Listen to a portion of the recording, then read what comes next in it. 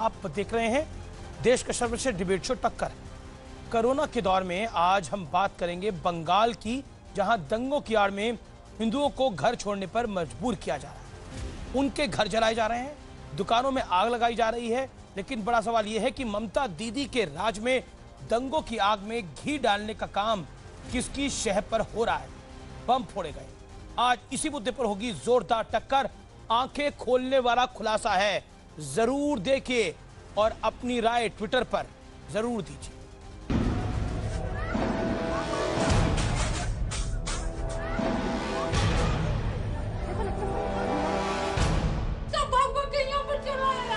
जला दिया, जो सामान बचा सब वही लेकर के जा रहे हैं। क्या करेंगे, सब मरेंगे यहाँ। देश में कोरोना के शोर के बीच अपने ही देश में एक हिस्से में लोगों के घर जलाए जा रहे हैं, आग लगाई जा रही है, लोगों को अपना घर छोड़ने पर मजबूर किया जा रहा है। और ये सब हो रहा है ममता बनर्जी के बंगाल में। दुकानें जली, मकान जले, गाड़ियां जली, घरों पर बम फूटे और हिंसा के बीच हुगली के तेलनीपाड़ा में कई परिवार अपना घर बार छोड़कर भागने पर मजबूर हो गए। लोगों की माने तो कम से कम 40 से 50 हिंदू परिवार ऐसे हैं जो अपना घर छोड़कर पलायन को मजबूर हो गए हैं। कहीं साइकिल पर गठरी तो कहीं गैस का सिलेंडर, जिसे जो मिला वो लेकर भाग रहा है। पूरा घर तोड़ काट दिया, अत्याचारी करता है पुलिस, बहुत अत्याचारी करता है। घर पूरा जला दिया, पूरा जला दिया, जो सामान बचा सब वही लेकर के जा रहे हैं। अब इस विवाद और हिंसा की वजह भी जान लीजिए। दावा किया जा रहा है कि कंटेनमेंट इलाके से निकलकर कुछ लोग उन इलाकों में आ रहे थे जहां से लोगों का पलायन हो रहा है। जब लोगों ने कंटेनमेंट जोन से आने वालों का विरोध किया तो जवाब इस हिंसा के जरिए दिया गया। उधर बीजेपी इस मुद्दे पर ममता सरकार के खिलाफ मोर्चा खोल चुकी है। बंगाल में बीजेपी के प्रभारी कैलाश विजयवर्गीय ने ट्वीट किया, ममता राज में अराजकता ने सारी सीमाएं लांघ दी। हुगली के कई इलाकों में हिंदुओं को निशाना बनाया जा रहा है, उनके घरों और दुकानों को फूंक दिया गया है, पर पुलिस और प्रशासन कहीं नजर नहीं आ रहा। हिंदुओं से ये दोगलापन दीदी को बहुत महंगा पड़ सकता है। बीजेपी की सांसद लॉकेट चटर्जी ने हिंसा के कई वीडियो भी ट्वीट किए। सवाल है कि बार बार केंद्र पर आरोप लगाने वाली ममता बनर्जी के राज में ये क्या तमाशा हो रहा है? पुलिस प्रशासन की नाक के नीचे कैसे इतने परिवारों को इतना प्रताड़ित कर दिया गया कि वो घर छोड़ने को मजबूर हो गए? आज इसी पर होगी देश की सबसे बड़ी बहस, हिंदुओं के पलायन पर बड़ा खुलासा। कई बार तस्वीरें बहुत कुछ बोलती हैं, आज मैं कुछ नहीं बोलूंगा, ये तस्वीरें बोलेगी। आप तस्वीरें देखिए और निर्णय लीजिए और अपनी राय भी हमारे हैशटैग के साथ जरूर शेयर करिए। तस्वीर नंबर 1, पलायन के सच का विश्लेषण। दुकानें जली, मकान जले, गाड़ियां जलाई गई, धुआं साफ देखा जा सकता है उस इलाके से। अगर सोच अलग होगी तो क्या आप घर जला देंगे? वो काला धुआं भी आप देख सकते हैं।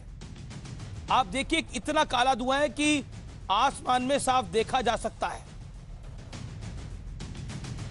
इतना मजबूर कर दिया गया कि आज 40 से 50 परिवार अपना घर छोड़ने क्यों निकल चुके हैं।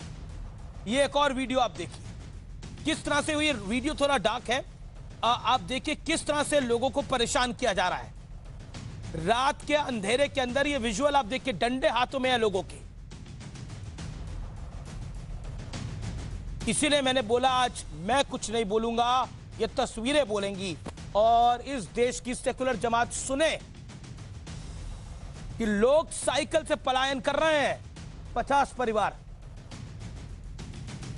मजदूरों का पलायन दुख देता है, लेकिन जो अपने घर में बैठे हैं उनको वो मुंह छुपा के निकल रहे हैं।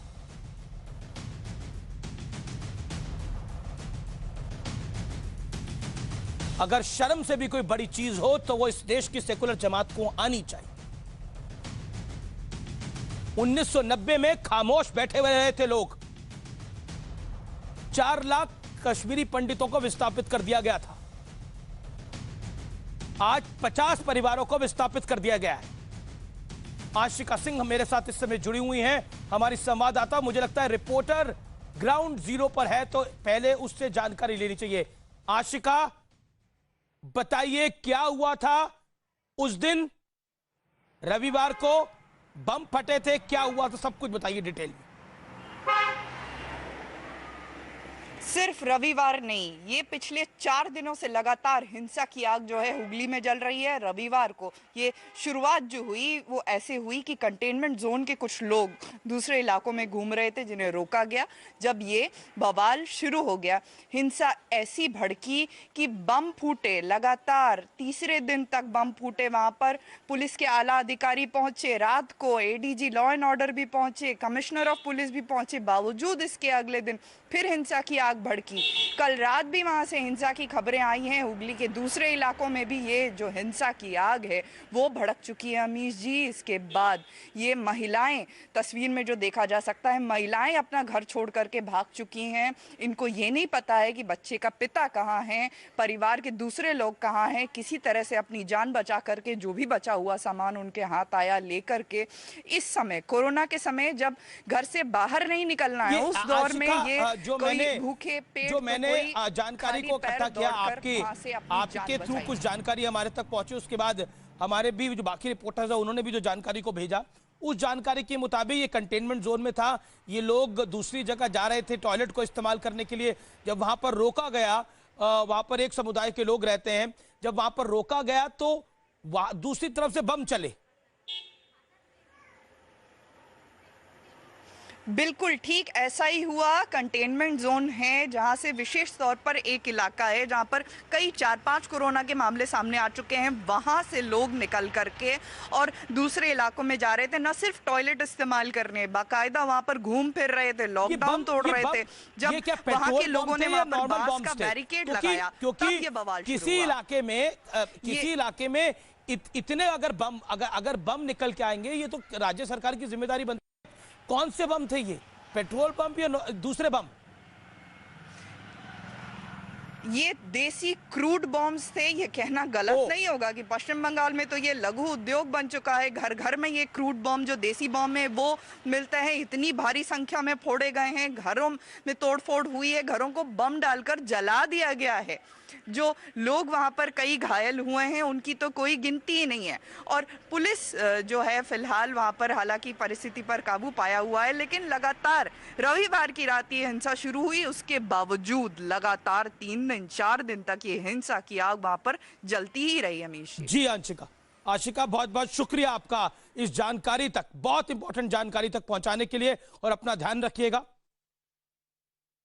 सोचिए, बम फोड़े जाते हैं, धमाके किए जाते हैं और ये देश शांत रहता है। और इस देश में कहा जाता है कि इनटॉलरेंस है,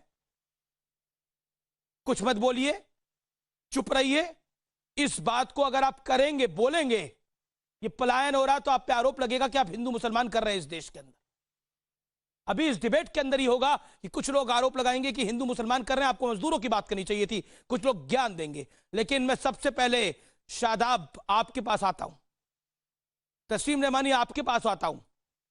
आपका रोजा जी बताइए अमीर जी। जी, रोजा कंप्लीट कर रहे हैं। कर दूं कि जी शादाब, ये पलायन हिंदुत्व के कब्जे वाला वो जिन है जो चुनाव के समय पर आकर के गरीब, कौन सा चुनाव है अभी शादाब चौहान के मुद्दे को दबा देता है। शादाब चौहान, चुनाव कौन सा है अभी? मुद्दे को नष्ट कर देता है।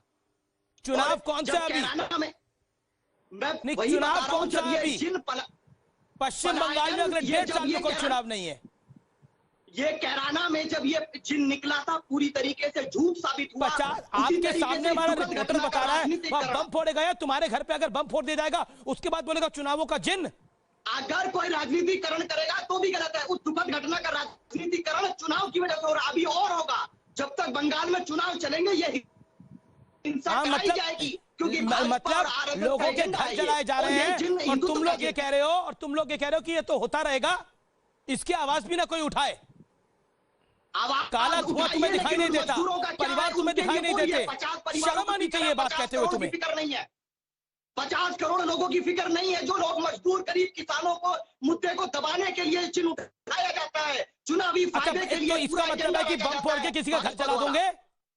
बम फोड़कर किसी का वो घर जला जांच का दोगे? विषय है, वो क्यों बम हुआ, कैसे कैसे आया? घटना घटी, वो ना जांच ना, का विषय है। उस पे शादाब चौहान, तुम्हारा सवाल उस पर नहीं होगा जिसके घर में बम था। वो बम लाया कहां से? बिल्कुल, लाया ये वो बम? भारत में अगर कोई व्यक्ति रह रहा है, ये पलायन तो मुजफ्फरनगर में भी हुआ, पलायन गुजरात में भी हुआ, लेकिन पलायन, कैराना का पलायन भाजपा को मुंह की खानी पड़ी, चुनाव हार गई। बंगाल में भी चुनाव हारेंगे। ये चुनावी प्रोपोगेंडा है, किसी की नुकसान को राजनीतिकरण करने का, किसी का जुल्म हुआ माफ दिल्ली के उसके लिए अंदर, मदद है। दिल्ली के अंदर आम आदमी का कॉर्पोरेटर जो था, उसके यहाँ बम निकलते, पेट्रोल बम। मैं खुद उस इलाके में गया था, यहां पर बम निकलते हैं और यहां कह रहे हैं कि ये चुनाव है, इसीलिए ये खबर भी दिखाई जा रही है लोगों के घर जलाओगे, कोई बोलेगा नहीं। 1990 में कश्मीरी पंडितों को मार मार के निकाल दिया, उनकी बहू बेटियों की इज्जत लूट ली। इस देश में किसी ने कुछ नहीं बोला, सब चुप रहे। भाजपा के लेकिन आज चुप नहीं कोई रहेगा। शादाब चौहान, कोई चुप नहीं रहेगा आज। किसी धर्म के साथ अगर नाइंसाफी होगी तो अमीश देवगन आवाज उठाएगा, चाहे कोई भी धर्म हो। अमित जी, आप आवाज उठाइए, आपको अधिकार है, कौन मना कर रहा है। लेकिन 4 बार एनडीए का चीफ प्राइम मिनिस्टर रह चुका है देश में, लेकिन कश्मीरी पंडितों पर खाली राजनीति करते हैं ये लोग। एक सेकंड, सुधांशु जी, सुधांशु त्रिवेदी भी मेरे साथ। सुधांशु त्रिवेदी जो इस समय स्टोरी हम न्यूज 18 इंडिया पर एक्सपोज कर रहे हैं, वो वाकई बहुत बड़ी है। अभी हमारी रिपोर्टर ने बताया वहां से बम मारे गए और पेट्रोल बम नहीं थे, क्रूड बॉम्ब्स थे वो। देखिए, ऐसा है कि पश्चिम बंगाल में जो हो रहा है, दुख लगता है, विडंबना होती है कि वो पश्चिम बंगाल जहां से राष्ट्रगीत और राष्ट्रगान दोनों निकले, जहां से वंदे मातरम भी निकला, जनगण मन भी निकला, जो बंगाली भद्र लोग कहलाता था, आज ममता जी के राज्य में क्या हो गया। मगर ये सब तो उनके लिए सेक्युलरिज्म का सुंदर संगीत है। क्योंकि अभी शादाब चौहान जो बोल रहे थे, चलो भैया सब मान लिया, 1990 में तो हम लोग कुछ भी नहीं थे, 2 सीटों वाली पार्टी हुआ करते थे। आप ये बता दीजिए, भारत जब से आजाद हुआ तब से आज तक कितने ऐसे इलाके हैं जहां मुस्लिम पलायन हो गया हो हिंदू बाहुल इलाके में? चुनौती के साथ कहता हूं, एक इलाका बता दीजिए और हम आपको दर्जन भर जिले बता देंगे पूरे भारत के जहां मुस्लिम मेजॉरिटी में हुआ और हिंदू पलायन हो गया। धुबरी, बारपेटा और मालदा से लेकर मल्लापुरम और कश्मीर तक।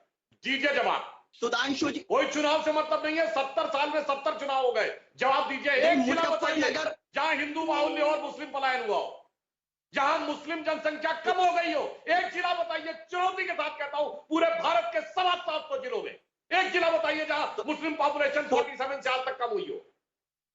सुधांशु जी, चुनाव की भोगी मत उठाइए। में और मुजफ्फरनगर में पलायन नहीं हुआ क्या? अरे मैं पूछता हूं, बताओ ना, एक जिला बताओ जहां मुस्लिम पॉपुलेशन कम हुई हो। मुजफ्फरनगर, जहां मुस्लिम पलायन हुआ हो। हाँ तो मुस्लिम पॉपुलेशन कम हुई हो, एक जिला बताइए। पूरे भारत में बढ़ी है, पूरे भारत में बढ़ी है, क्या बात कर रहे हैं मुजफ्फरनगर में? अरे बताइए, पुराने अहमदाबाद में से तो सारा हिंदू पलायन किया था। शर्म नहीं आती आपको झूठ बोलते हुए? मैं चुनौती न फिर कह रहा हूं, एक जिला बताइए, एक असेंबली कॉन्स्टिट्यूंसी बताइए। आप सच्चाई सुनना नहीं चाह रहे सुधांशु जी, सुधांशु जी सच्चाई नहीं सुनना चाह रहे। गुजरात, अरे सच्चाई में आंकड़ा पूछ रहा हूं भाई, मैं आंकड़ा पूछ रहा हूं। शादाब जी अलग से पूछ रहा हूं, आंकड़ा बता दो भाई। लेकिन शादाब चौहान एक एक करके बोलिए ना। Sudhanshu Trivedi member of parliament भी है, प्रवक्ता भी है, वो भी आपके इत्मीनान से बात सुन रहे हैं। शादाब चौहान, शादाब जी थोड़ा आदाब से बोलिए, आदाब से बोलिए, अपना टर्न बोलिए, दूसरे का बोलने मौका दी। चलिए आपके पास बोलिए, अब मैं पूछ रहा हूँ, ये दुबरी बारपेटा में, सुनिए, दुबरी बारपेटा में जब हुआ था तो क्या बीजेपी का कोई एग्जिस्टेंस था सामने? जब 1990 में श्रीनगर में हुआ था, कोई बीजेपी का नाम लेने वाला भी था? ये भी एक बहुत बड़ा झूठ है। एक्चुअली में क्या है अमीश जी, ये सेकुलरिज्म की एक बेहतरीन परिभाषा खासकर वेस्ट बंगाल में गढ़ी गई है, जहां जानते क्या होता है, सुधांशु त्रिवेदी, इस खबर को किसी ने दिखाया नहीं। रविवार से ये सब कुछ चल रहा है। अरे भाई, अभी हमारी रिपोर्टर ने बोला 2 दिन नहीं हुआ अमीश देवगन, ये 4 दिन हुआ है लगातार। घर जला दिए गए, औरतों को घर के, उनके पति का है उन्हें पता नहीं है, यहाँ पे कोई आवाज लेने वाला नहीं है उनकी। देखिए, इन सब लोगों को, जितने भी ये सेकुलरिज्म के सूरमा, इनके शुक्राचार्य की तरह एक ही आंख है, जिनको सिर्फ एक तरफ का दर्द दिखता है, दूसरी तरफ का दर्द तो सेकुलर शांति का प्रतीक होता है। यहां पे दंगे जो होते हैं 2 प्रकार के होते हैं, एक होते हैं सांप्रदायिक दंगे जिनमें भाजपा पे आरोप लगता है, और सेकुलरिज्म के सूरमाओं के शासनकाल में सेकुलर दंगे होते हैं जो सब कुछ शांति का प्रतीक होता है। जहां तक पश्चिम बंगाल की बात देखिए, मैं सिर्फ एक बात कहना चाहता हूं, यहीं पे एक इनका मंत्री फरहाद हाकिम जो एलानिया कहता है अपने इलाके में ले जाके मीडिया को दिखा के मिनी पाकिस्तान है। गजब है भाई, उससे सवाल नहीं पूछा जाता तुम अपने इलाके को खुद मिनी पाकिस्तान क्यों कह रहे हो। और फिर वही फरहाद हाकिम तारकेश्वर मंदिर डेवलपमेंट बोर्ड का अध्यक्ष बना दिया जाता है। मैं चुनौती से पूछता हूं सादात साहब, अरे अलीगढ़ मुस्लिम यूनिवर्सिटी में एक हिंदू वाइस चांसलर बना दिया जाए तो आप गदर काट देंगे। यहां हिंदू टेंपल डेवलपमेंट बोर्ड में वो फरहाद हाकिम जो कहता है ये मिनी पाकिस्तान है, अपने इलाके को वो बना दिया जाता है। और ये बंगाल में दीदी के सेक्युलरिज्म का प्रतीक है। अब मुझे इस पे जवाब दे। जी जी शादाब चौहान, आपके पास जवाब है तो दीजिए, नहीं तो तस्लीम रेमानी मेरे साथ है। 30 सेकंड शादाब चौहान। सुधांशु जी ने ऑडियो भी और वीडियो दोनों ठीक करिए। उसके बाद पलायन नहीं हुआ। मुजफ्फरनगर के अंदर 50,000 से ज्यादा लोगों का पलायन हुआ, बेघर हुए। लेकिन मुझे दर्द उनके मजदूरों का है जो आज सड़कों पर पलायन हो रहा, उस पर कोई बोलने वाला नहीं है। और इन्होंने बंगाल के संबंध में नहीं बोला। मैं ये 2 घंटे से मेरे चैनल के ऊपर मजदूरों पे बात हो रही है, किसने नहीं बोला? सुनिए, मैं ममता बनर्जी के मजदूरों की भी एक कीमत दिखाऊंगा आपको। किसने नहीं बोला मजदूरों पर? किसने नहीं बोला मजदूरों पर? नहीं शादाब चौहान, आपने आरोप भी कैसे लगाया? मजदूरों पर कौन नहीं बोला बताइए? सरकार नहीं बोली, विपक्ष नहीं बोला, मीडिया नहीं बोला। 24 घंटे का चैनल होता है, 24 घंटे एक टाइम पीरियड होता है, 18 घंटे खबर चल रही है मजदूरों की। शर्म करिए झूठ बोलने से पहले। मैं अमीश भाई मैं बात कर रहा हूँ ना कहीं भी नहीं। मैं अक्रॉस मीडिया चैनल देखिए, अक्रॉस वेबसाइट्स देखिए, झूठ मत बोलिए। इसीलिए मजदूरों की पूरी बात हो रही है। बंगाल में होता रहेगा जब तक चुनाव नहीं होंगे, जब तक यही होता रहेगा, क्योंकि भाजपा का एजेंडा ममता जी को हराने के लिए, सेकुलरिज्म को हराने के लिए। ये भाजपा का एजेंडा नहीं है, ये इंसानियत का एजेंडा है। शादाब चौहान, तुम भी अगर बेघर होंगे ना, तुम्हारे घर पे भी अगर कुछ गलत होगा ना, तो अमीश देवगन आवाज उठाएगा। इसीलिए रोजे का समय है, रमजान का समय है, खुदा से डरो, मैं शादाब इंसानियत दिखाओ। एक वाक्य मजदूरों पे बोल देना चाहता हूं। इंसानियत बेच खाई है कुछ लोगों ने इस देश के अंदर। लेकिन आज Khan market gang, secular gang, सुन ले, जितनी धमकियां देनी है दे लिए। मैं आज इस खबर को पुरजोर तरीके से उठाऊंगा। जहां यूएई, अबू धाबी, सऊदी अरब, पाकिस्तान सबसे फोन करा ले, न डराऊं न डरूंगा। सुधांशु जी, मैं मजदूर वाले प्रश्न पर भी जवाब दे देना चाहता हूं। सर्वाधिक मजदूर प्रवासी किन राज्यों से है? पश्चिम बंगाल नंबर 1 है, उसके बाद बिहार है, उसके बाद उत्तर प्रदेश और झारखंड है। मगर जब प्रवासियों को वापस लाने की बात हो रही है, केंद्र सरकार कह रही है हम रेल देने को तैयार है, ट्रेन देने को। आपको पता है, आंकड़ा बताऊं आपको, उत्तर प्रदेश ने 386 ट्रेनें मंगाई है अभी तक, बिहार ने 204 और आपके पश्चिम बंगाल ने 7। आज उनके प्रवक्ता एक चैनल पे कह रहे हैं 8। भाई गजब है मजदूरों की चिंता। अरे बुलाना पड़ेगा, क्वारंटाइन करना पड़ेगा, रखना पड़ेगा, कॉल सेंटर बनाना पड़ेगा, कुछ नहीं करना। बिहार नहीं, कोरोना का तो कोरोना में तो पश्चिम बंगाल की सरकार ने बहुत खराब काम किया है। इस देश में कई राज्य सरकारों ने बहुत खराब काम किया है कोरोना के अंदर। लेकिन मैं उस विषय पर नहीं आना चाहता और मैं उस खबर को आगे लूंगा। लेकिन मैं तस्लीम रेमानी आपका रुख करता हूं। आज आपका दिल पसीज गया जो विजुअल्स हमने दिखाए हैं, जो स्टोरी न्यूज़ 18 इंडिया इस समय ब्रेक कर रहा है, हमारी रिपोर्टर ने जो जानकारी दी। रेमानी जी, मेरा दिल हमेशा ही पसीजा रहता है, कोई आज की बात नहीं है। इस किस्म के सीन इस देश में बदकिस्मती से बड़े फ्रीक्वेंट हैं, हुए ही चले जा रहे हैं। और हम उस अफसोस में और उस चिंता में मरे जा रहे हैं कि कब रुकेगा। ये बंगाल कोई अलग से कोई वाकया नहीं हुआ इस साल में, कोई पहला वाकया नहीं है। मुझे अच्छा लगा आप उस चिंता में मरे जा रहे हैं, आपको बड़ी तकलीफ है। मैं जानना चाहता हूं कितने ट्वीट करे आपने इस विषय पर? नहीं, बहुत से लोग हैं। ये संडे का इंसिडेंट है, आज गुरुवार हो गया। वो जिसे आप सेकुलर गैंग कह के आप अपने आप से एक्सक्लूड कर रहे हैं, वो पूरा का पूरा गैंग इसकी चिंता करता है कि इस किस्म के वाकयात हमारे देश में ना हो। मैं मान रहा हूं आपको चिंता होगी। आज सैकड़ों लोग, कृपया करके बताइए सही, सैकड़ों लोग वहां पर गिरफ्तार भी हुए। अच्छा बताइए ना, कितने ट्वीट करे आपने? क्या ट्वीट करना इसके लिए इसका हल है? क्या इसका हल है ट्वीट करना? अगर हल है तो मैं भी 1000 ट्वीट कर देता हूं। अच्छा, और अखलाक पे कितने ट्वीट करे थे आपने? मैंने अखलाक पे भी कोई ट्वीट नहीं किया। अभी आप 5 साल की बात कर रहे हैं तो आप सुन लीजिए। आपने तो बहुत वक्त दिया सुधांशु त्रिवेदी जी को, थोड़ा सा मुझे भी दे दीजिए। वो बिल्कुल, पलायन की बिल्कुल बात कर रहे हैं, आप भी हिजरत की बात कर रहे हैं। इस देश में हिजरत शुरू हुई है फिसाद के जरिए। हिजरत 1984 में नीली से नीली में जिन लोगों ने नीली से हिजरत की थी वो कहाँ है, जरा मुझे बताएं सुधांशु त्रिवेदी जी। आप 1984 की नहीं 2020 की बात करिए। हिंदू परिवार 50 परिवार बेघर हो गए हैं, उनके पतियों का पता नहीं है, उनके बच्चों का पता नहीं है, बीवियां घर से जा रही है। बोडोलैंड से 12 लाख लोगों ने बोडोलैंड से 12 लाख लोगों ने हिजरत की थी।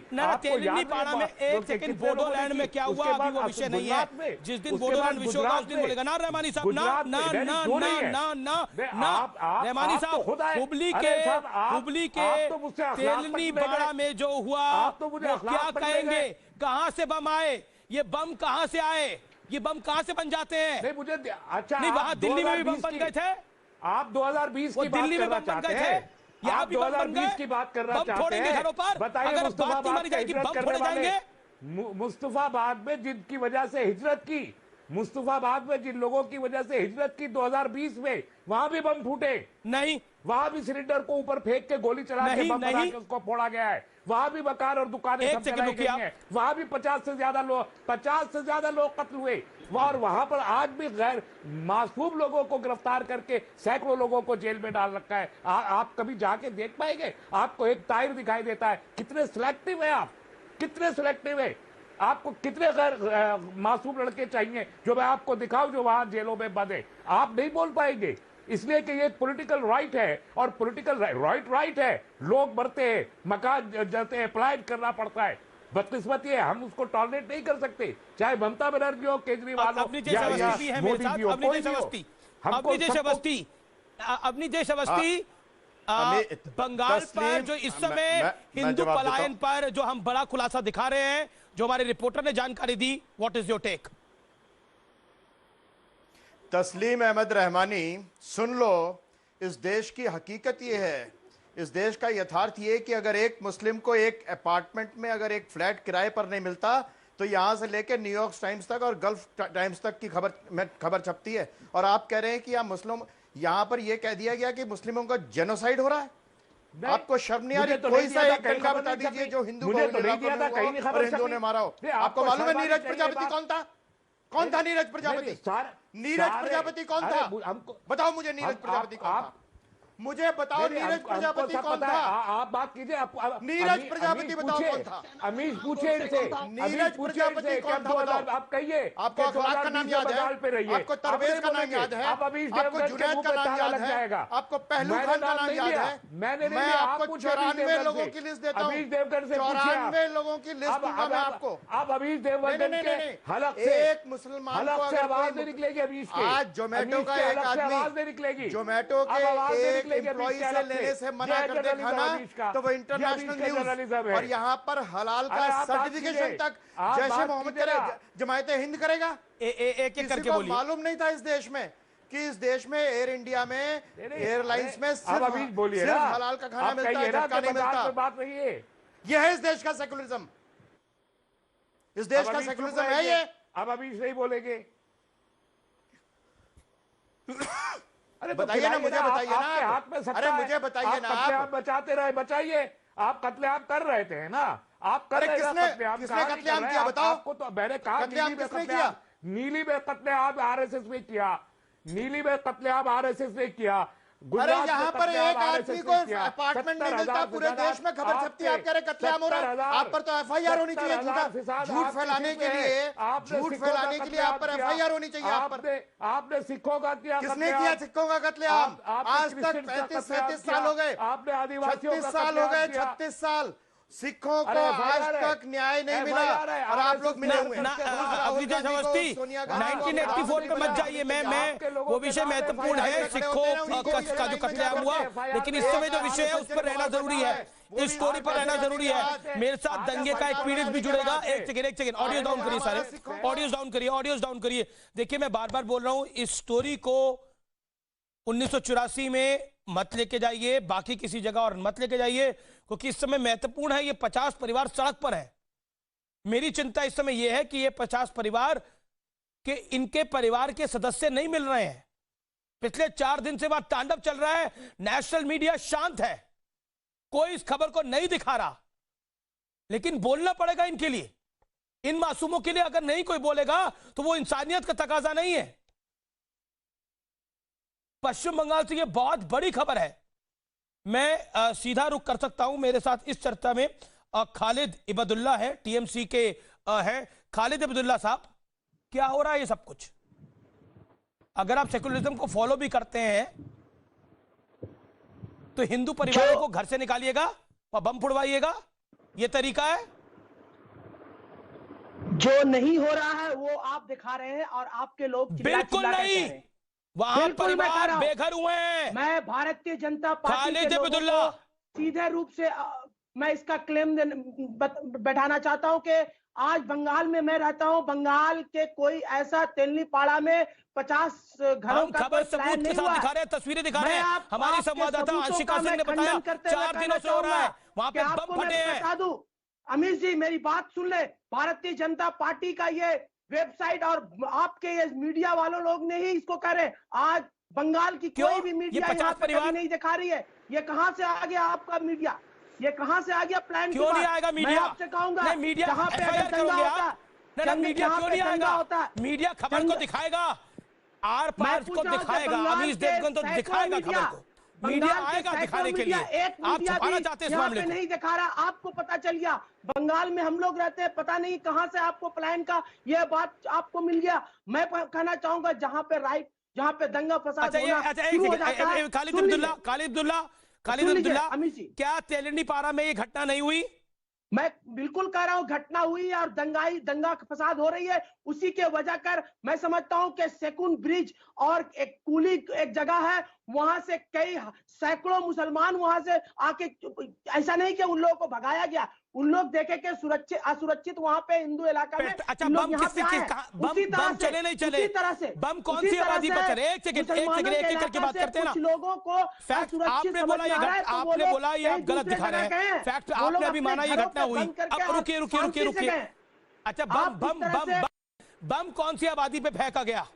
कितने बम फेंके गए बताइए आप? ब्रिज के इस पार हावड़ा है, ब्रिज के नदी के इस पार हावड़ा है, नदी के उस पार हुगली है। ये हुगली और हावड़ा के बीच में नदी आती है, नदी के इस पार मैं आपको बताता हूं ये मामला कहां का है। यहाँ पे सांसदों और गुंड का ये काम है कि ये लोग ही दंगाई फसाद करा रहे। मैं फिर कह रहा हूँ कि ये दंगाइयों में जो ये मामला तेलनीपाड़ा और वाडीपाड़ा का है। मिलनी चाहिए ना, ये मामला तेलनीपाड़ा और वाडीपाड़ा का है। अच्छा, आपसे बम चले कि नहीं चले? पूरी तरह से पता नहीं है, तेलनीपाड़ा पे बम चले कि नहीं चले? कोई प्लान की बातें नहीं हुई है। आपकी राज्य सरकार बम कैसे, ये बताइए। ये आपको समझनी पड़ेगी। आपकी मीडिया और मैं बंगाल की सैकड़ों मीडिया आज तक अभी तक मैं नहीं देख पाया कि कोई हिंदू परिवार प्लान करे। ये कहना जरूरी है कि कुछ लोग असुरक्षित महसूस 1990 में भी नहीं दिखा था आप लोगों को? जा रहे हैं 1990 में भी नहीं दिखा था कोई पलायन हो रहा है? हिंदू भी है, मुसलमान भी है। ऐसा नहीं कि कोई सिर्फ हिंदू है, यहाँ पे मुसलमानों का भी कई सैकड़ों परिवार। आप 50 की बातें कर रहे हैं, मैं 300 परिवार की बातें कर रहा हूँ। जो लोग उस तरफ भद्रेश्वर एक जगह है, भद्रेश्वर से इस तरफ आकर उन लोग शरण ले रहे, भय का माहौल है, डर का माहौल है। कश्मीर में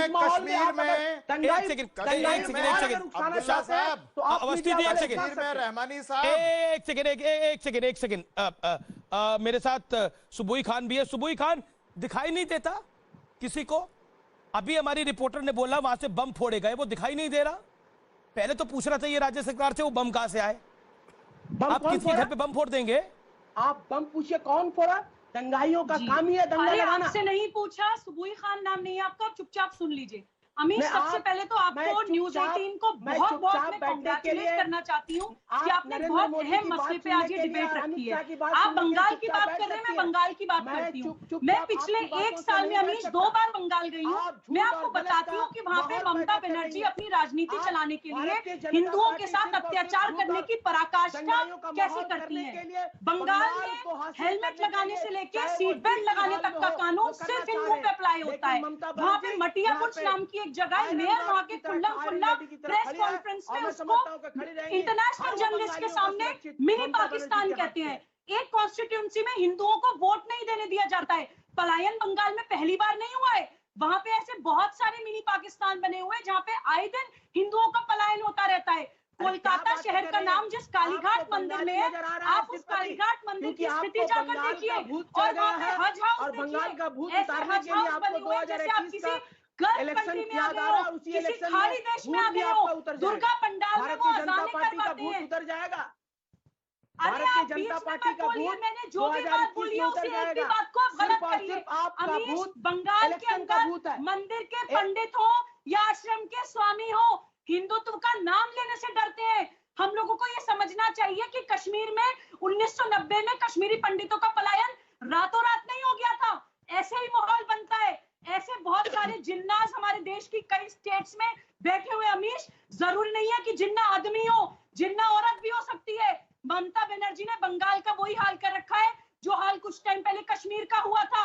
और अगर आज हम दिल्ली में ये बैठ के चुप बैठ जाएं कि हमें कुछ नहीं होगा अगर बंगाल जल रहा है, तो ये वही बात हो गई जैसे हमारे घर का एक कमरा जल रहा हो और हम ये सोचें कि वो आग हम तक नहीं पहुंचेगी। आपको मैं बहुत ज्यादा कांग्रेचुलेट करती हूँ अमीश। इस मुद्दे पे हमें दिन और रात बात करनी चाहिए। मैं सुधांशु जी यहाँ पे बैठे, उनसे रिक्वेस्ट करती हूँ कि ये नेशनल सिक्योरिटी का भी मुद्दा है, क्योंकि सीए प्रोटेस्ट में दिल्ली में हजारों की तादाद में जो प्रोटेस्टर्स आए थे, जिन्होंने दिल्ली जलाई थी, उसमें बहुत सारे लोग बंगाल से भी आए थे। कितने घुसपैठी उन्होंने घुसा लिए अपनी वोट बैंक पॉलिटिक्स के लिए। ये नेशनल सिक्योरिटी का इशू है। जी जी सेंटर को सुधांशु त्रिवेदी, ये स्टोरी बड़ी है। टीएमसी के जो नुमाइंदे वो कह रहे थे कि घटना तो हुई है, बम भी चले हैं, लेकिन कोई परिवार छोड़ के नहीं जा रहा। कमाल है। देखिए, एक बात तो जो सुहरी खान जी ने कही मैं उसमें ऐड कर दूं, उन्होंने बिल्कुल सही कहा है।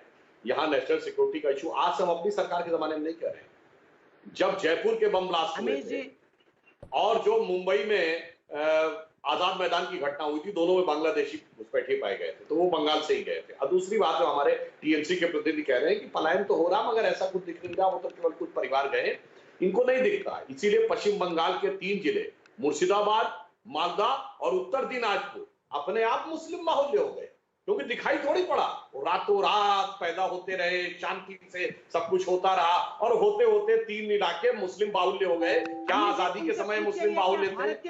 अब मैं दूसरी बात, एक और बात कह रहा हूं, मैं भारत के नागरिक की बात नहीं कह रहा हूं, अब दूसरी पे बात कह रहा हूं। सिर्फ इमामों को वजीफा मिलता है, बाकी पंडितों को तो छोड़िए, न सिख ग्रंथियों को मिलता है, न क्रिश्चियन पादरियों को मिलता है। एक ही जगह को मिलता है। एक इनके आने से पहले मैंने बात कही थी, फिर रिपीट कर देता हूं। फरहाद हाकिम तारकेश्वर मंदिर डेवलपमेंट बोर्ड का अध्यक्ष बन जाता है। चुनौती के साथ कहता हूं, मुस्लिम धर्म बना सके। अब तीसरी बात मैं कहना चाहता हूं, भूत उतरने की इन्होंने बात कही। भूत उतर रहा है जनाब। अरे चुनाव से पहले भूत उतर गया था, लोकसभा से पहले। याद करिए ममता जी की वो तस्वीर, पट्टी बांधे हाथ यूं करे हुए, अब कोलकाता में दिखाई नहीं पड़ती जाते हैं, पहले खूब दिखाई पड़ती थी 3-4 साल पहले। अरे अब तो इंटरनेट से गायब होने लगी भाई, भूत उतरने लगा। क्यों? अरे भाई, इससे ज्यादा बेहतर तो वहां बांग्लादेश में शेख हसीना ज्यादा कड़ाई से इस्लामिक कट्टरपंथियों से लड़ रही है बजाय ममता बनर्जी जी के। तो भूत उतरता दिख गया। अभी तो तस्वीर गायब हुई है, धीरे धीरे चुनाव आएगा और भी तस्वीरें हो जाएंगी। और अंततः फेडरल गवर्नमेंट की बात करते हैं और आपका पुलिस कमिश्नर स्थानीय सांसद से बात नहीं करता, उसका फोन नहीं लेता, और आपकी मुख्यमंत्री कहती मैं प्रधानमंत्री का फोन नहीं लेती हूं। फिर आप कहते हैं संघीय ढांचा, संवैधानिक व्यवस्था। क्या मजाक है ये कि आपके जिले के अधिकारी सांसद का फोन नहीं लेते, मुख्यमंत्री कहती मैं प्रधानमंत्री का फोन नहीं लेता। मुझे जवाब दे दीजिए इस पे।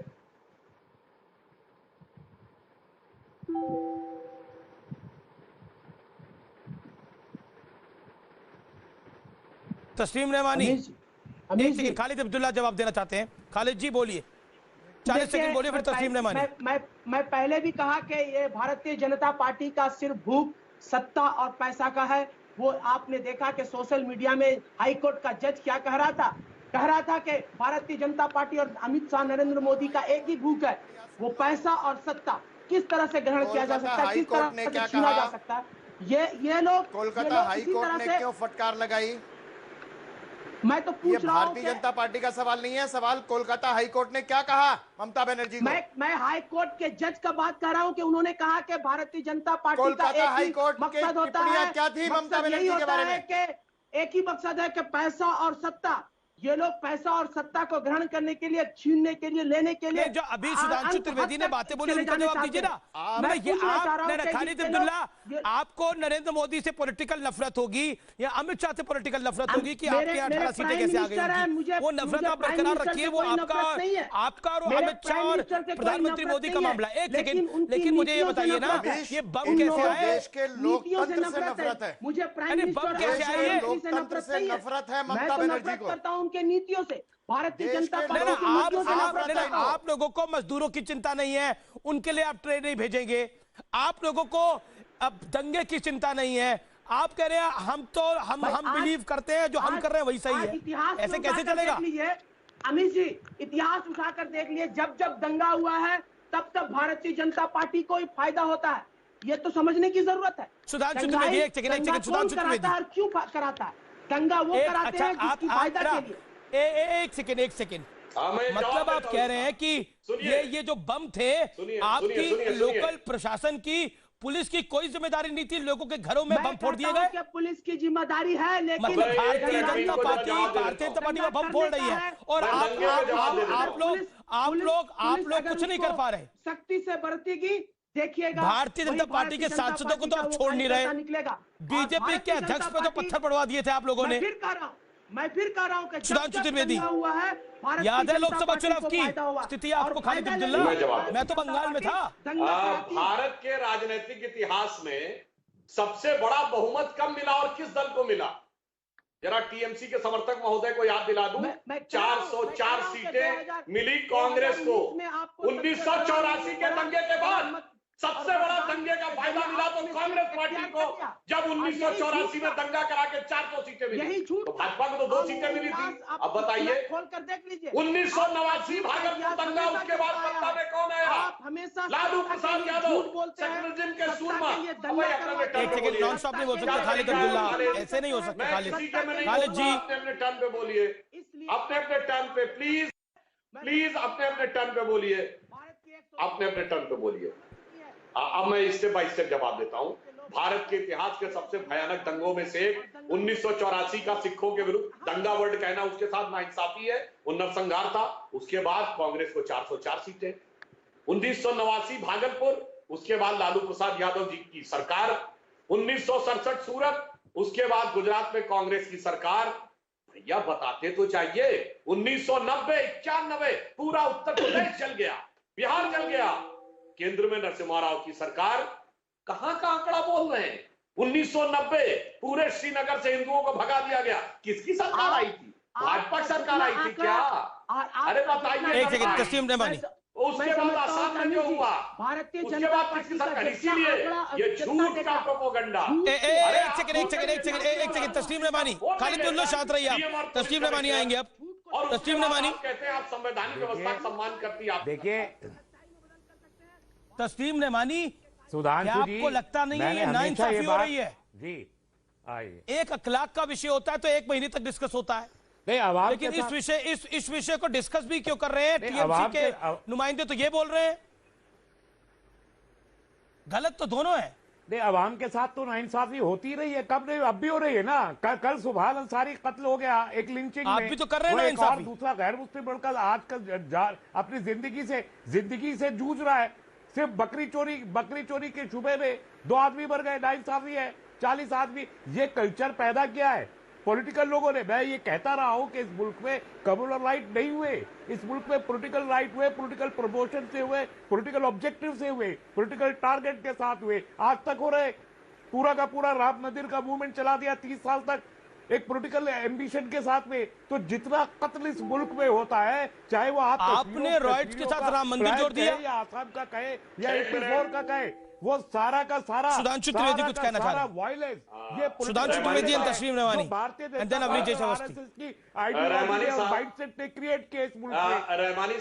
रहमानी साहब, आपने बहुत अच्छी बात याद दिलाई। पॉलिटिकल राइट हुए।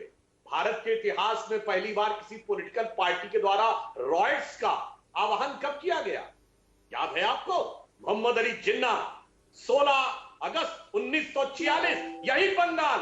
सैयद शाहिद सुहरावर्दी, बंगाल का चीफ मिनिस्टर, उसकी पूरी अब उसके आज क्या रेलिवेंस है? आज क्या रेलिवेंस है? आप 47 के बाद आइए, आप 47 के बाद आइए, 47 के बाद आइए आप। 84 में अरे आप का इससे बड़ा जस्टिफिकेशन नहीं हो सकता। और हाँ आपने कहा कीजिए ना, मैं यही कह रहा हूं, मैं यही कह रहा हूं। अपने टर्न पे बोलिए, आपने अपने टर्न पे बोलिए, जरा आपने अपने टर्न पे बोलिए। आपने दूसरी बात कही, जेल में बहुत से बेकसूर लोग हैं। मैंने माना, आपको क्या ये बात पता नहीं है कि भारत की जेलों में 90% लोग अंडर ट्रायल हैं? 90%, चाहे किसी भी जुर्म में हो। ये तो कानून व्यवस्था का हिस्सा है। तो 90 के 90% जो है अभी तक तो कानून की नजर में मासूम है। तो आप सिर्फ उसमें एक मजहब क्यों देखने लगते हैं? यही समस्या है, अपराधी मजहब देखने लगते हैं। छोटा राजन को हिंदू नहीं कहने लगता है कि ये गैंगस्टर हमारा है, मगर दाऊद भाई हो जाता है। ये समस्या है आपकी, इसलिए अपराध को मजहब के नजरिए से देखना चाहिए। डॉक्टर सुधांशु त्रिवेदी, आपने अपनी बात को रखा। रहमानी साहब, एक सेकंड अवस्थी जी, मैं आपने देखिए सुधांशु जी ने मेरी ही बात को प्रमोट किया है। मैंने यही कहा कि पॉलिटिकल राइट्स है, उन्होंने भी यही, वो भी एडमिट कर रहे हैं कि पॉलिटिकल राइट्स है। इसमें कोई डिफरेंस तो है नहीं। अगर राजीव गांधी ने कहा तो राजीव गांधी ने पॉलिटिकल राइट को प्रमोट किया, इसमें क्या शक है? इसी तरीके से अगर एडवाणी जी ने कहा कि सारे टेररिस्ट नहीं, पूरा का पूरा राम मंदिर मूवमेंट एक पॉलिटिकल मूवमेंट था। आप तो उस मूवमेंट को दोते रहे। आपने कहा कि हिंदू राष्ट्र बनाने के लिए हिंदू राम टेम्पल चाहिए, और तब आपकी रथ यात्रा खून के पहियों में, खून में डूबी हुई थी एडवाणी जी की रथ यात्रा। और यही एडवाणी जी जिन्होंने कहा कि सारे मुसलमान टेररिस्ट नहीं है, लेकिन हर टेररिस्ट मुसलमान है। इस तरीके से नफरत प्रमोट करके उस पूरे मूवमेंट को चलाया गया 30 साल में। आज जो हिंदुस्तान में ये नफरत फैली हुई है, इसमें रोल किसका है? किसका रोल है ये 30 साल का मूवमेंट है कि जिस मूवमेंट ने आज हिंदुओं और मुसलमानों को अलग किया और यहां तक पहुंचाया कि सब्जी वाला हिंदू होगा और मुसलमान होगा और इनको मकान मिलेगा, उनको मकान। ये कहां तक लेके आए? ये 30 साल में आप लेके आए, आपकी आइडियोलॉजी लेके आई है, जो आज सरकार में आके बैठी है। और सरकार में बैठने के बाद पिछले 6 साल में इस मुल्क में एक दिन अमन का नहीं गुजरा, एक दिन अमन का नहीं गुजरा 6 साल में, जब से आप यहाँ आए हैं। जीडीपी नीचे चला जा रहा है। जी, आपने बड़ा आरोप लगा दिया कि एक दिन अमन का नहीं गुजरा। कभी दिल्ली में एक सेकंड, ये बड़ा आरोप लगा दिया आपने। एक सेकंड, अवनीश जी अवस्थी भी कुछ कहना चाह रहे हैं। सुधांशु अवनीश जी अवस्थी कुछ कहना चाह रहे हैं। अवस्थी जी, एक दिन अमन का नहीं गुजरा। तस्लीम अहमद रहमानी, राम मंदिर आंदोलन से पहले इस देश में कितने दंगे हुए हैं, कितने सांप्रदायिक दंगे हुए हैं? किस किस का नाम याद दिलाऊं? 1969 में विश्व का सबसे बड़ा लंबा दंगा गुजरात में, देसाई मुख्यमंत्री था वहां पे कांग्रेस का, आज तक लोग याद करते हैं। गुजरात में 1 महीना ऐसा नहीं गुजरता था जब कर्फ्यू ना लगे। पिछले 2002 के बाद से आज तक वहां कर्फ्यू नहीं लगा है। आपको मालूम है ये बात? तस्लीम अहमद रहमानी, आप उस मानसिकता में जीते हैं कि इस देश में हमने 800 साल राज किया। आपने 800 साल का गणित आपका कहां से आया, मुझे मालूम नहीं है। कि आप उस पीएफआई से हैं जो पीएफआई एक 2002 में जो कत्लेआम किया आपने, क्वेश्चन पेपर पे मोहम्मद लिखने पर हाथ काट देता है। उस आप उस पीएफआई से हैं, आप एप्रिशिएट कर रहे हैं, आप ग्लोरीफाई कर रहे हैं, आप ग्लोरीफाई कर रहे हैं। आप 2002 के कत्लेआम को ग्लोरीफाई कर रहे हैं। आप कहिए आप जिम्मेदार नहीं है, आप जिम्मेदार नहीं है, आप जिम्मेदार नहीं है। वो डायरेक्ट एक्शन क्या था? मारे गए थे, जिन्ना ने डायरेक्ट एक्शन का कॉल किया था इसी बंगाल में, आप करेंगे, इसी बंगाल में किया था डायरेक्ट एक्शन। नहीं, आप करेंगे हिंसा की बात, हिंसा की बात आप करेंगे। मैंने आप बताइए ना, आप करेंगे, आप बताइए काट के सिखाते थे हिंदुओं को कत्ल करना। मैंने आपसे एक सवाल पूछा, जिन्होंने हिंदुओं को बरगलाया। सांप्रदायिक दंगों में एक वो दंगा बता दीजिए जहां पे हिंदू बहुल हो और मुस्लिम अल्पसंख्यक हो। मुझे वो एक जगह बता दीजिए, एक जगह बता दीजिए। आप ही ने तो प्रमोट किए हैं जहां पर मुसलमानों की अक्सरियत वही मारेगा, और पूरा का पूरा गुजरात। आप बताइए, गुजरात आदिवासी और आदिवासियों की जो डोमिनेंस है वहां आपने किया। अरे जहां मुस्लिम वही होता है वहां तो हिम्मत नहीं हुई, जहां मुस्लिम महिला है वहां नहीं कर सके। आज एक भी हिंदू आप मुझे बताइए, एक मोहल्ले का आप बताइए जहां आरएसएस इन्वॉल्व हुआ हो और मुस्लिम आप बाहर निकल आओ कि 800 साल आपने राज किया है और जजिया वसूला है। मोहल्ला बताइए, इस मानसिकता से जितनी जल्दी बाहर निकल। एक सेकंड, सुधांशु त्रिवेदी भी हाथ खड़ा करें, सुबही खान भी हाथ खड़ा करिए। सुधांशु जी एक सेकंड, एक सेकंड अमरीजीत अवस्थी, एक सेकंड तस्लीम रहमानी, एक सेकंड सुधांशु त्रिवेदी, 20 सेकंड सुधांशु त्रिवेदी। मैं बिल्कुल संक्षेप में दो बातें कहूंगा। तस्लीम रहमानी साहब ने आरोप लगाया, जिस इलाके में, जैसे अवनीश जी ने कहा, जिस इलाके में केवल 10% हिंदू रह गए, वो 90% मुसलमान रह गए। पुराने लोग बात छोड़ दीजिए, आप केवल 10 पूरे भारत में रजिस्ट्री ला के दिखा दीजिए जहां किसी हिंदू ने या गैर मुस्लिम ने जमीन खरीदी हो पिछले 6 साल में, जब आपके हिसाब से हिंदुओं की सरपरस्ती की सरकार है। दूसरा, आप कहते हैं हलाल का मीट होता है, कभी किसी मुसलमान को गैर मुस्लिम के यहां से मीट खरीदते देखा है? बताइए। तब तो कहता है कि साहब हमें तो अपने वाले में भरोसा है हलाल को लेकर, वो कहे भी कि हलाल का तो भरोसा नहीं है। और दो माइनॉरिटी की बात करता हूं, सिख झटके का मीट खाते हैं, मगर आप हलाल का खाते हैं। तो सिखों के लिए एयरलाइंस में स्पेशल व्यवस्था नहीं होती थी कि झटके का होगा, उन्हें भी हलाल का ही खाना पड़ेगा। यानी अगर कोई हिंदू भी मीट खाएगा तो हलाल का ही खाएगा, क्रिश्चियन खाएगा तो हलाल का खाएगा, सिख खाएगा तो हलाल का खाएगा, यानी सब मुस्लिम का खाएंगे। अगर किसी दूसरे ने ये कर दिया, मैं उसको गलत मानता हूं, तो इतना हो हल्ला। और आप दिखा दीजिए, केवल इतने भारत में इतने करोड़ मुस्लिम रहते हैं, 20 करोड़, 20 दुकानें बता दीजिए जहां से गैर मुस्लिम की दुकान से हलाल का मीट मुस्लिम लेता हो, बता दीजिए। और 10 रजिस्ट्री बता दीजिए जहां 10% हिंदू रहते। बताइए रहमानी साहब, मौका है आपके पास, एक्सपोज कर दीजिए डॉक्टर सुधांशु त्रिवेदी को, यू हैव अ चांस। देखिए ऐसे, हाँ वो कर दो, मैं कर दूंगा। दसियों नहीं है, सैकड़ों दुकानें झटके की, झटका गोश्त की इस मुल्क में मौजूद है, दिल्ली में मौजूद है, दिल्ली में झटके की सैकड़ों दुकानें मौजूद है। अब इन्होंने नहीं देखा होगा जो, और गैर मुस्लिम की दुकान से भाई हलाल मुझे खाना है, हलाल खाना मेरा काम है। सुधांशु जी क्या खाएंगे, ये मेरा वो नहीं आउटलुक कि मैं तय करूं कि सुधांशु जी क्या खाएंगे। जो सुधांशु जी को खाना है वो अपने से खाए, उन्हें झटका खाना है नॉनवेज में, अरे वो ऐसे मैं दूसरी माइनॉरिटी का उदाहरण देता हूं, जैन ये अफोर्ड नहीं कर सकते कि जो नॉन वेज लाया है वो वेज भी लेके आए। आप जाइए, आपको कितनी जगह, अरे दिल्ली में झटके की कितनी दुकानें दिखाओ, अरे मैं दिल्ली में झटके की कितनी दुकानें दिखाई आपको। अरे आप सुबुई, हम एक आंख बंद क्यों करना चाहते हैं?